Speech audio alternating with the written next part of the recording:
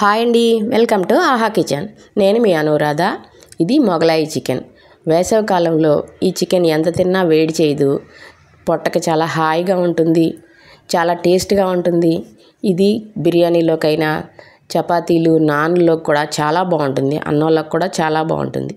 ఈ చికెన్ని ఒక్కసారి చేసుకొని చూడండి. ఎలా చేయాలంటే, ముందుగా ఒక పళ్ళెంలోకి శుభ్రంగా కడిగి నీరు లేకుండా ఈ చికెన్ అంతటిని ఒక బౌల్లోకి వేసుకోండి. ఇప్పుడు దీనిలో కాస్త పసుపు, కొంచెం కారం, కొంచెమే కారం అంటే ఒక పావు స్పూన్ మాత్రమే వేసుకోండి. తర్వాత ఒక అర స్పూన్ ఉప్పు వేసుకోండి.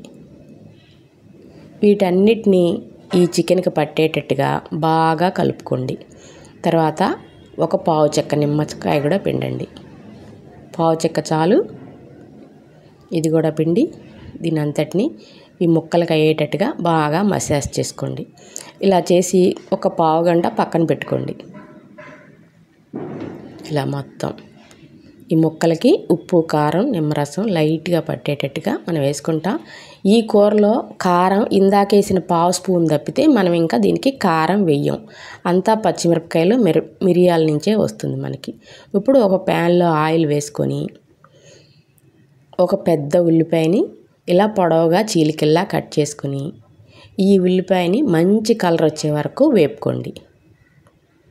ఈ ఉల్లిపాయ అంతా కొంచెం హై ఫ్లేమ్లో పెట్టుకొని మాడకుండా మంచి కలర్ వచ్చే వరకు ఈ ఉల్లిపాయని వేపండి బాగా.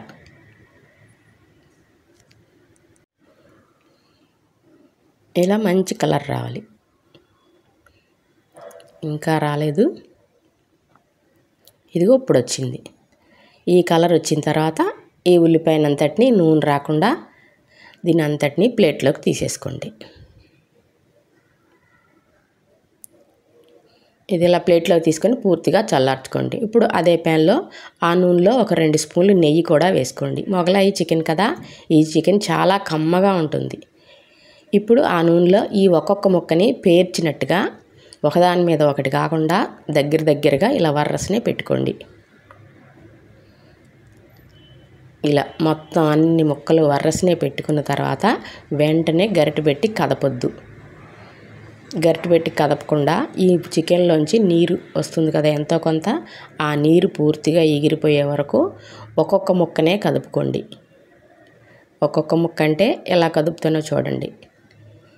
ఇలా అన్ని ముక్కల్ని ఇలా ఒకదాని పక్కన ఒకటి పేర్చుకోండి. అంటే ముక్క మీద ముక్క రాకుండా పెట్టండి. ఇదిగో 5 నిమిషాలు ఆగిన తర్వాత ఇదిగో ముక్కల్ని ఇలా ఒక్కొక్క దాన్ని సపరేట్గా తిప్పండి.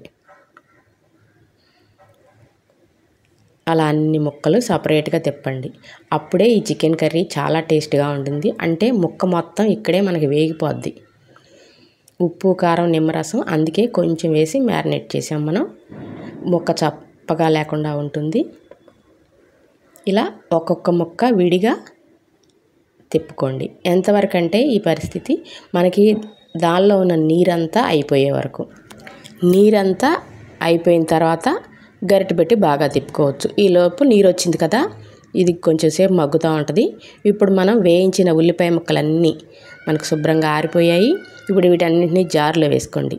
తర్వాత ఒక 7-8 బాదం పప్పులు, ఒక 20 దాకా జీడిపప్పులు వేసుకొని ఈ కారానికి సరిపడు అంటే కూర కారానికి సరిపడు ఒక 5-6 కానీ 7-8 కానీ పచ్చిమిరపకాయలు కారానికి తగ్గట్టుగా వేసుకోండి.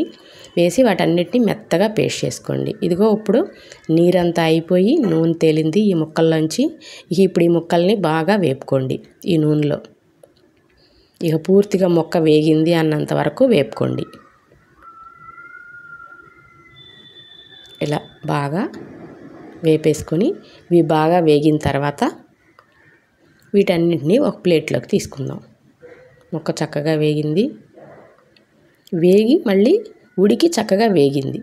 ఇప్పుడు వీటన్నిటిని ప్లేట్లోకి తీసుకుందాం. ఇప్పుడు ఇదే నూనెలో మనం ఒక పెద్ద స్పూను అల్లం వెల్లుల్లి పేస్ట్ అంటే 1/2 కేజీ చికెన్కి మనం ఒక బాగా పెద్ద స్పూను నీళ్ళు కలపంది ఈ అల్లం వెల్లుల్లి పేస్ట్ వేసుకొని దీన్ని బాగా వేపుకోవాలి. దీన్ని కూడా నూనె తేలే వరకు వేపుకోవాలి. ఇప్పుడు మనం గ్రైండ్ చేసుకున్న బాదం పప్పు, జీడిపప్పు, ఉల్లిపాయ, పచ్చిమిర్చి పేస్ట్ ఉంది కదా, ఈ పేస్ట్ అంతటిని దీనిలో వేసి ఇది కూడా ఆ నూనె తేలే వరకు వేపుకోవాలి. బాగా కలుపుకుంటూ ఈ నూనె ఇదంతా దీనిలో వేగిపోయి నూనె సపరేట్ అయ్యే వరకు వేపుకోవాలి. అదే ఈ కూరలో ఉన్న రుచి. ఇప్పుడు ఇదిగో నూనె తేలిపోయింది. ఇప్పుడు గరం మసాలా, ధనియాలు, జీలకర్ర పొడి, ఇందాకటి నుంచి మనం ఈ కూరలో ఉప్పు వేయలేదు కదా, దానికి తగ్గట్టు 1 స్పూన్ ఉప్పు వేసుకోండి. ఇందాక ముక్కకు కొంచెం వేసాం, గ్రేవీకి మాత్రమే వేసుకోండి. వేసుకొని దాన్ని బాగా కలిపి ఒక 100 ml పెరుగు బాగా బీట్ చేసి ఈ పెరుగు కూడా వేసుకొని బాగా కలుపుకొని దీన్ని కూడా నూనె తేలే వరకు ఇది కూరలో కలిసిపోయేటట్టుగా వేపుకోండి. ఇదిగో తొందరగానే ఇది నూనె తేలుతుంది.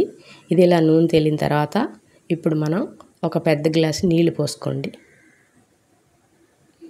చిక్కటి గ్రేవీ కోసం ఇప్పుడు మనం ఒక గ్లాసు, పావు లీటర్ గ్లాస్ నీళ్ళు పోసుకొని ఇప్పుడు ఇవి మరిగేటప్పుడు ఇది ఇలా మరగడం మొదలెట్టిన తర్వాత మనం వేయించుకున్న చికెన్ అంతటిని తెచ్చి దీనిలో వేయండి. ఇలా వండుకుంటే చికెన్ చక్కగా చాలా టేస్ట్గా ఉంటుంది. ఈ గ్రేవీ మనకి ఒక 15 నిమిషాలు అలా మెల్లగా మూత పెట్టి ఉడకనియండి. చక్కగా చిక్కబడిపోతుంది గ్రేవీ చిక్కగా.